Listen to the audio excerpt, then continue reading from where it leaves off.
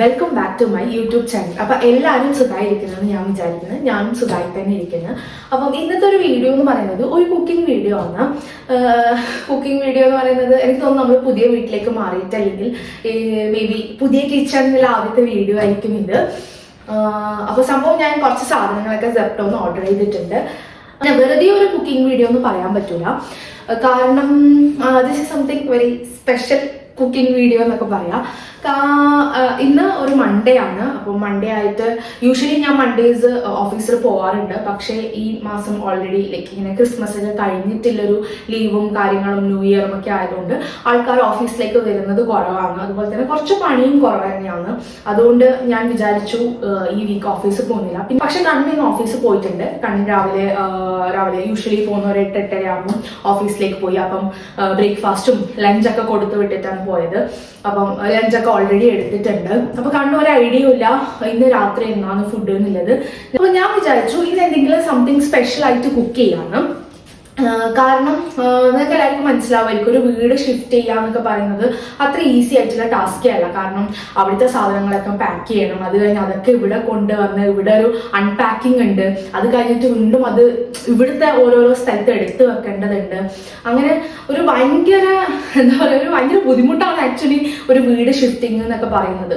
അപ്പൊ ആ ഒരു തിരക്കിന്റെ ഇടയിലും അതൊക്കെ കുറേ നാളായിട്ട് എനിക്ക് തോന്നുന്നു കഴിഞ്ഞ ഒരു മാസത്തിൽ ഇത്രയും നാളിൽ എനിക്ക് തോന്നി ഈ ഒരു കഴിഞ്ഞ മാസമാണ് നമ്മൾ ഏറ്റവും കൂടുതൽ പുറത്തുനിന്ന് ഫുഡ് കഴിച്ചിട്ടുള്ളത്. കാരണം ഷിഫ്റ്റിങ്ങിന്റെ സമയത്ത് എന്തായാലും നമുക്ക് അവിടെയും കുക്ക് ചെയ്യാൻ പറ്റുന്നില്ല, ഇവിടെ എത്തിയിട്ട് ഇവിടെയും സെറ്റ് ആവാൻ കുറച്ച് സമയം എടുത്തു. അപ്പൊ ഇവിടെയും കുക്ക് ചെയ്യാൻ പറ്റുന്നില്ല.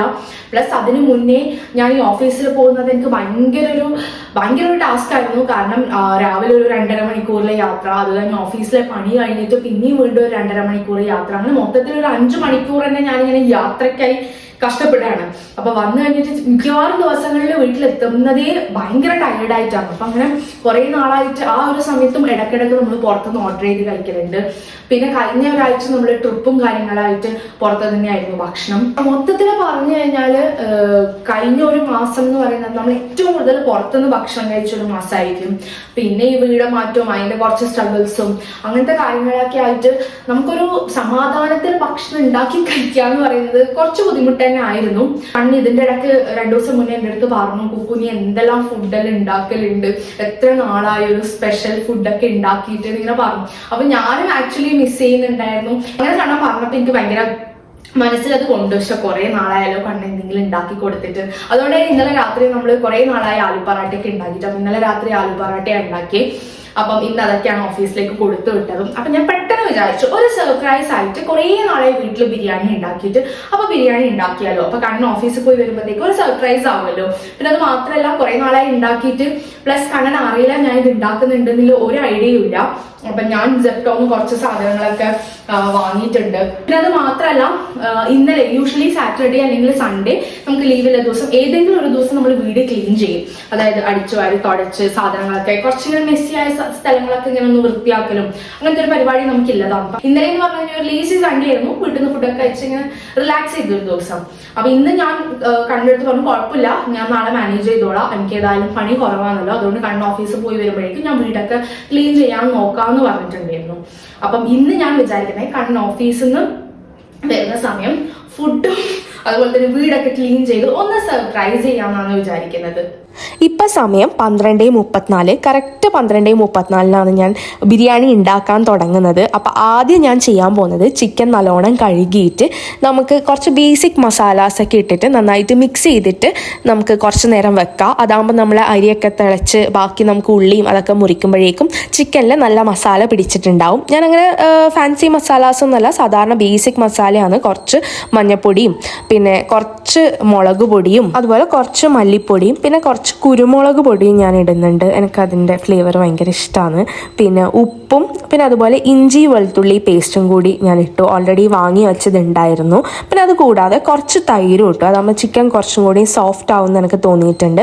അങ്ങനെ എല്ലാം കൂടിയിട്ട് നന്നായിട്ട് മിക്സ് ചെയ്യുക. അപ്പം ഈ മസാല മാത്രമാണ് നമ്മൾ ആകെ ഇടുന്നത്. ബിരിയാണിയിലും അധികം മസാലാസൊന്നും നമ്മൾ യൂസ് ചെയ്യുന്നില്ല.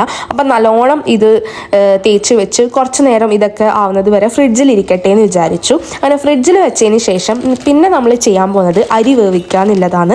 ഞാൻ അധികം യൂസ് ചെയ്യൽ ഈ ഇന്ത്യ ഗേറ്റിൻ്റെ കൈമ റൈസ് അല്ലെങ്കിൽ ഈ ജീര, ഈ പച്ച കളറിൽ വരുന്ന ഈ കവറിൽ വരുന്ന അരിയാണ് ഞാൻ അധികം യൂസ് ചെയ്യൽ. ഈ അരി കൂടാതെ നമുക്ക് ബസ്മതി റൈസ് വെച്ചിട്ട് നമുക്ക് ബിരിയാണി ഉണ്ടാക്കാം. ഞാൻ അതും ചെയ്യലുണ്ട്. പക്ഷെ എനിക്ക് ഈ നാട്ടിലെ ബിരിയാണിയൊക്കെ കഴിക്കണമെന്ന് തോന്നുമ്പം ആ ബസ്മതി റൈസ് വെച്ചുണ്ടാക്കുന്നതിനേക്കാളും ഈ കൈമ റൈസ് യൂസ് ചെയ്ത് ഉണ്ടാക്കുന്ന ബിരിയാണിയും നെയ്ച്ചോറെല്ലാം എനിക്ക് കുറച്ചും കൂടിയും ഇഷ്ടം. പിന്നെ ഏതായാലും ബിരിയാണി ഉണ്ടാക്കുന്നതല്ലേ, അപ്പോൾ കുറച്ചധികം ഉണ്ടാക്കാമെന്ന് വിചാരിച്ചു. പിന്നെ ഈ അരിക്കൊരു ബിരിയാണീൻ്റെ സ്മെല്ലും കൂടി എനിക്ക് ഫീൽ ചെയ്യലുണ്ട്. അപ്പോൾ കുറച്ച് വെള്ളം ഞാൻ തിളപ്പിക്കാൻ വേണ്ടിയിട്ട് ഓൾറെഡി സ്റ്റൗവിൽ വെച്ചിട്ടുണ്ട്. ഞാനിങ്ങനെ വറ്റിക്കലല്ല, ചില ആൾക്കാർ അങ്ങനെ കറക്റ്റ് വെള്ളം ഒഴിച്ച് വറ്റിക്കലുണ്ട്, ഞാൻ അങ്ങനെ ചെയ്യലില്ല. ആ വെള്ളം തിളക്കുന്ന ഗ്യാപ്പിൽ ഇങ്ങനെ ഞാൻ ഉള്ളി അരിഞ്ഞു. പക്ഷെ ഉള്ളി അരിയുന്ന അത്ര എളുപ്പമില്ല പണിയല്ല. എനിക്ക് തോന്നുന്നു ബിരിയാണിയിൽ ആകെയിലെ ഏറ്റവും പണി ഈ ഉള്ളിയും ഇതൊക്കെ അരിഞ്ഞു വെക്കുന്നതാണ്. അതൊക്കെ ഉണ്ടായിക്കഴിഞ്ഞാൽ നമുക്ക് പെട്ടെന്ന് ബിരിയാണി ഉണ്ടാക്കാമെന്നാണ് എനിക്ക് തോന്നിയിട്ടുള്ളത്. അപ്പം ഞാൻ കുറച്ച് എണ്ണയൊക്കെ കുറച്ചിട്ട് ഉണ്ടാക്കാമെന്ന് വിചാരിച്ചു. അതുകൊണ്ട് തന്നെ എയർ ഫ്രയറിലാണ് ഞാൻ ഈ ഉള്ളി ഫ്രൈ ചെയ്യുന്നത്. യൂഷ്വലി ബിരിയാണിയിൽ ഈ ഉള്ളി ഫ്രൈ ചെയ്തിട്ട് കഴിഞ്ഞാൽ അതിനൊരു ടേസ്റ്റ് എക്സ്ട്രാ ഫീൽ ചെയ്യലുണ്ട്. അതുകൊണ്ട് എയർ ഫ്രയറിൽ അത് വെച്ചതിന് ശേഷം നമ്മൾ റൈസ് ഉണ്ടാക്കാൻ വെച്ച് വെള്ളം ഓൾറെഡി തിളച്ചിട്ടുണ്ടായിരുന്നു. അതിലേക്ക് അരി ഇട്ട് വെച്ചു.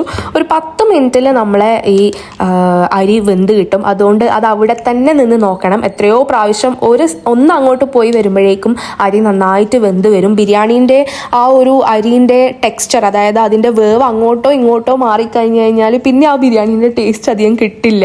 അതുകൊണ്ട് തന്നെ അവിടെ തന്നെ നിന്ന് അത് നോക്കാം, പ്രത്യേകം ശ്രദ്ധിക്കുക. എൻ്റെ കയ്യിൽ ഞാൻ യൂസ് ചെയ്യുന്ന കുറച്ച് ബേ ലീവ്സും പട്ട, ഗ്രാമ്പൂ, അതുപോലത്തെ ഏലക്കൊക്കെ ഇട്ടിട്ട് ഞാൻ അതും ആ മിക്സും ഞാൻ അരിയിലേക്ക് ഇട്ടു. ഇനി അത് തിളച്ച് വരുമ്പോൾ ഈ പറഞ്ഞ പോലെ കുറച്ചധികം കെയർഫുള്ളായി നിന്ന് നോക്കിയിട്ട് അത് ഞാൻ വാർക്കലാണ് ചെയ്യൽ. ഞാൻ പറഞ്ഞില്ലേ, ചില ആൾക്കാർക്ക് കറക്റ്റ് 1 ഗ്ലാസ്സിന് 1.5 ഗ്ലാസ് വെള്ളം എന്നൊക്കെ വെച്ചിട്ട് ഞാൻ 1-2 പ്രാവശ്യം ട്രൈ ചെയ്ത് നോക്കി അങ്ങനെ വറ്റിക്കാൻ. പക്ഷെ എന്തോ എനിക്കതത്ര ശരിയായില്ല. അതുകൊണ്ട് ഞാൻ ഇതന്നെയാണ് എപ്പോഴും കണ്ടിന്യൂ ചെയ്യൽ. എന്തുണ്ടാക്കുമ്പോഴും ഞാൻ ഇങ്ങനെ അരി വേറെ തന്നെ വേവിച്ചിട്ടാണ് ചെയ്യുക. ആ ഗ്യാപ്പിൽ നമ്മൾ ഓൾറെഡി ഈ നമ്മൾ എയർ ഫ്രയറിൽ വെച്ച ഒനിയൻസൊക്കെ ഇങ്ങനെ ഫ്രൈ ആയി വരുന്നതുകൊണ്ട്. അപ്പോൾ ഏതായാലും അരി നമുക്ക് സെറ്റായ സ്ഥിതിക്ക് നമുക്ക് മസാല ഉണ്ടാക്കാം. അപ്പം ഇതാണ് എൻ്റെ ബിരിയാണി ചെമ്പ്. ഞാൻ ഇത് ചൂടാക്കാൻ വെച്ചു. പിന്നെ അരി ഉണ്ടാക്കുന്ന സമയം, അതായത് നമ്മൾ റൈസ് ഉണ്ടാക്കുന്ന സമയം സ്പെഷ്യലി ശ്രദ്ധിക്കണം. ഞാനിത് ദമ്മ് ചെയ്യുന്നുണ്ട്. അപ്പം ദമ്മ് ചെയ്യുന്നുണ്ടെങ്കിൽ നമ്മൾ അരി ഫുള്ളായിട്ടൊരു 100% കുക്കായിട്ടുണ്ടെങ്കിൽ ദം ചെയ്യുമ്പോൾ കൂടുതൽ വീണ്ടും കുക്കാവും. അതുകൊണ്ട് ഒരു 80% ഒക്കെ കുക്കായ സമയത്താണ് ഞാനത് വാർത്തത്. അപ്പോൾ നമ്മളെ മസാലാസിന് വേണ്ടിയിട്ട് കുറച്ച് നെയ്യും എണ്ണയും ഞാനൊരു ഈക്വൽ പ്രൊപ്പോർഷനിലാണ് എടുക്കുക. അതിലേക്ക് കുറച്ച് നമ്മളെ സ്പൈസസ്, പട്ട, ഗ്രാമ്പു അതൊക്കെ ഇട്ട് അത് സോട്ട് ചെയ്തതിന് ശേഷം നമ്മൾ മുറിച്ച് വെച്ച ഉള്ളിയൊക്കെ ഇടും. ഉള്ളി നന്നായിട്ട് സോട്ട് ചെയ്യും. പിന്നെ ഈ ഒരു ടിപ്പ് എല്ലാവർക്കും അറിയുന്നതായിരിക്കും, ഞാനായിട്ട് പറയേണ്ട ആവശ്യമില്ല. എന്നാൽ കൂടി നമ്മൾ ഉള്ളിയിലേക്ക് കുറച്ച് ഉപ്പും കൂടി ഇട്ടിട്ടുണ്ടെങ്കിൽ അത് പെട്ടെന്ന് സോട്ട് ചെയ്ത് കിട്ടും. അപ്പം ചിലവർ ഇഞ്ചി വെളുത്തുള്ളി പേസ്റ്റ് ആദ്യം തന്നെ എണ്ണയിലേക്ക് നെയ്യിലേക്ക് ഇടുന്നത് ഞാൻ കണ്ടിട്ടുണ്ട്. അങ്ങനെ ഇടുമ്പോൾ എനിക്ക് പെട്ടെന്ന് അത് കരിഞ്ഞു പോകുന്ന പോലെ തോന്നലുണ്ട്. അതുകൊണ്ട് ഉള്ളി കുറച്ച് വഴണ്ട് വന്നതിന് ശേഷമാണ് ഞാൻ ഇഞ്ചി വെളുത്തുള്ളി പേസ്റ്റ് ഇടുക. അത് കഴിഞ്ഞ് അതും കുറച്ച് വഴണ്ട് വന്നതിന് ശേഷം തക്കാളി ഇട്ടു. ഇതൊക്കെ വഴണ്ട് വരുന്ന ഒരു ഗ്യാപ്പിൽ ഞാൻ ബിരിയാണിക്ക് വേണ്ടിയിട്ട് ഓൾറെഡി റൈത്ത ഉണ്ടാക്കിയിട്ടുണ്ട്. റൈത്തയിൽ ഉള്ളിയും കക്കിരിക്കയും മാത്രമാണ് ഞാൻ യൂസ് ചെയ്യൽ. പിന്നെ നമുക്ക് വേണ്ടിയിട്ട് ഓൾറെഡി അരിയും അതുപോലെ തന്നെ നമ്മൾ എയർ ഫ്രയറിൽ വെച്ച ഉള്ളിയും ഫ്രൈ ആയിട്ട് വന്നിട്ടുണ്ട്. അപ്പൊ ഇപ്പൊ സമയം ഏകദേശം 1:40 ആയിട്ടുണ്ട്. അപ്പൊ നമ്മൾ തുടങ്ങിയിട്ട് 1 മണിക്കൂർ ആവാനായി. ചോറ് ഓൾറെഡി ആയി, ഇനി ദമ്മിടേ വേണ്ടു.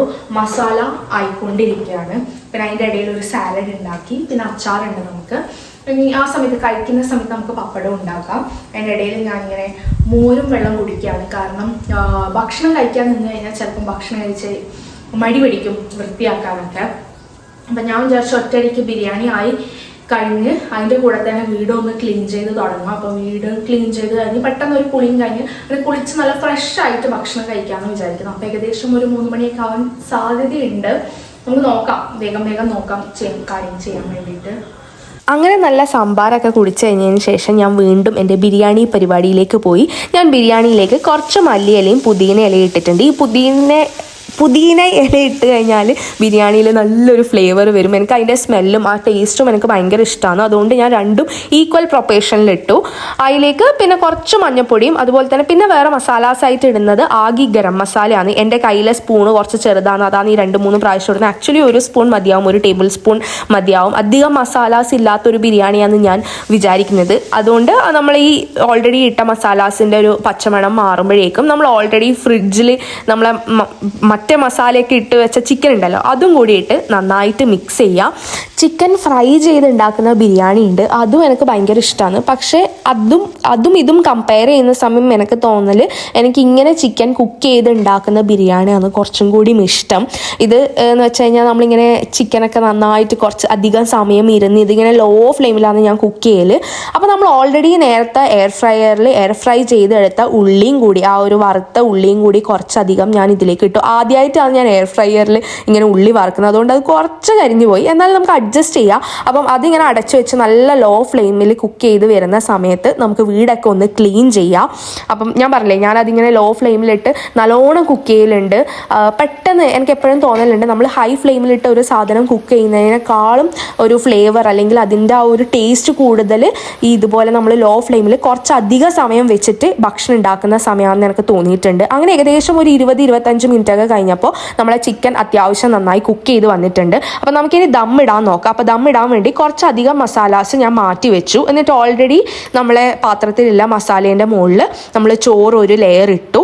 പിന്നെ മല്ലിയിലയും പുതിനയിലയും ഈ ഫ്രൈഡ് ഓനിയനും പിന്നെ കുറച്ച് ഗരം മസാലയും കുരുമുളക് പൊടിയും കൂടി മിക്സ് ചെയ്ത സാധനമാണ് ഞാനിത് ഇടുന്നത്. ഞാൻ ആക്ച്വലി ഇതൊരു യൂട്യൂബിൽ തന്നെ ആരോ ഒരു വീഡിയോ കണ്ടിട്ടാണ് ഞാനിത് അറിഞ്ഞത്. അതായത് നമ്മൾ ഇതിലേക്ക് ഗരം മസാലയും കുരുമുളക് പൊടിയും കൂടി മിക്സ് ചെയ്തിട്ട് കഴിഞ്ഞാൽ കുറച്ചും കൂടിയും ടേസ്റ്റി ആയിരിക്കുന്നു. അപ്പം മുന്നേ ഞാനത് ട്രൈ ചെയ്തിട്ട് എനിക്ക് ഇഷ്ടമായി. വലിയ മാറ്റമുണ്ടോ എന്ന് വെച്ചാൽ അറിയില്ല, പക്ഷേ നമുക്ക് ടേസ്റ്റ് കൂടുന്ന ഒരു കാര്യം ചെയ്യുന്നതിൽ ഇപ്പോൾ വലിയ മടുപ്പൊന്നും നോക്കേണ്ട കാര്യമില്ല. അങ്ങനെ ഞാനത് ട്രൈ ചെയ്യലുണ്ട്. അങ്ങനെ അടുത്തൊരു ലെയറും കൂടി ഞാൻ ഇട്ടതിന് ശേഷം നമ്മൾ ദം ചെയ്യാൻ വേണ്ടിയിട്ട് ആക്ച്വലി മറ്റേ അലൂമിനിയം ഫോയിൽ കവർ ഉണ്ടെങ്കിലാണ് കുറച്ചും കൂടിയും ബെറ്റർ. എൻ്റെ കയ്യിൽ അതില്ല. എൻ്റെ കയ്യിൽ എയർ ഫ്രയറിന് യൂസ് ചെയ്യുന്ന പേപ്പർ ഉണ്ടായിരുന്നു. അപ്പം ഞാൻ വെച്ചു അത് വെച്ച് നമുക്ക് ട്രൈ ചെയ്യാം. ഏതായാലും നമുക്ക് ഈ ദം പ്രോപ്പർലി ആവണം എന്നല്ലല്ലോ, അതുകൊണ്ട് നമ്മൾ ഏകദേശം അതെല്ലാം ഇങ്ങനെ സെറ്റ് ചെയ്തു. പിന്നെ അതിൻ്റെ ഇടയിൽ ചെറിയൊരു ഓട്ടയുണ്ട്, അതും ഞാൻ ടിഷ്യൂ പേപ്പർ വെച്ച് അങ്ങ് സെക്യൂർ ചെയ്തു. അങ്ങനെ വീണ്ടും ഒരു 10 മിനിറ്റ് ലോ ഫ്ലെയിമിൽ വെച്ചിട്ട് ഞാൻ കുക്ക് ചെയ്യലുണ്ട്. അങ്ങനെയാണ് ഞാൻ ദം ചെയ്യുക. എൻ്റെ കയ്യിൽ പഴയ ഇരുമ്പ് പാത്രമോ അങ്ങനെയൊന്നുമില്ല ദം ചെയ്യാൻ വേണ്ടിയിട്ട്. അപ്പം ഞാനിങ്ങനെ സിമ്മിൽ വെച്ചിട്ട് കുറച്ച് നേരം വെച്ചു, ഒരു 10 മിനിറ്റ് വെക്കും. ആ ഗ്യാപ്പിൽ നമ്മൾ ഓൾറെഡി റൈത്ത ഉണ്ടാക്കിയിട്ടുണ്ട്. അപ്പോൾ റൈത്ത സെറ്റാണ്. ഇത് ദം ചെയ്യുന്ന ആ 10 മിനിറ്റ്സ് കൊണ്ട് ഞാൻ കിച്ചണും മൊത്തത്തിൽ ക്ലീൻ ചെയ്ത് പാത്രമൊക്കെ കഴുകി അങ്ങനെ ഫുൾ സെറ്റായിട്ടുണ്ട് നമ്മൾ ബിരിയാണി വെച്ചിട്ട്. അങ്ങനെ നമ്മൾ വിചാരിച്ച 2 ടാസ്കും കംപ്ലീറ്റ് ആയി. ബിരിയാണിയും വെച്ചു, അതുപോലെ തന്നെ നമ്മൾ വീടും ക്ലീൻ ചെയ്തു. ആ ഗ്യാപ്പിൽ ഞാൻ പോയി കുളിച്ച് സെറ്റായി വരുമ്പോഴേക്കും ഒരു 4 മണിയൊക്കെ ആയപ്പോൾ കണ്ണൻ ഓഫീസിൽ നിന്ന് തിരിച്ചു വന്നു. അപ്പോൾ കണ്ണൻ കയറി വരുമ്പോൾ ചോദിക്കുന്നുണ്ട്, എന്താണ് നീ ഇങ്ങനെ ചിരിച്ചുകൊണ്ടിരിക്കുന്നത് എന്നൊക്കെ ചോദിക്കുന്നുണ്ട്. അപ്പം ഞാനിങ്ങനെ പറയാം, ഞാൻ വീഡിയോ എടുക്കുന്നുണ്ട് കാണുന്നില്ലേ എന്നൊക്കെ ചോദിച്ചു. പക്ഷേ ആള് എടുത്തോട്ടെ, അതിനിപ്പം എന്താ എടുക്കുന്നതെന്ന് പോലും ചോദിച്ചിട്ടില്ല. വേറെ ഏതോ ഓഫീസിൻ്റെ ആ തിരക്കിൽ വരികയാണെന്ന് തോന്നുന്നു. അടുക്കളയിലെത്തിയപ്പോൾ കാര്യം പിടികിട്ടി, കാരണം നല്ല മണം വരുന്നുണ്ട്. അപ്പോഴേ എന്നോട് ചോദിക്കാൻ തുടങ്ങി, എന്താ നീ ഉണ്ടാക്കിയത്.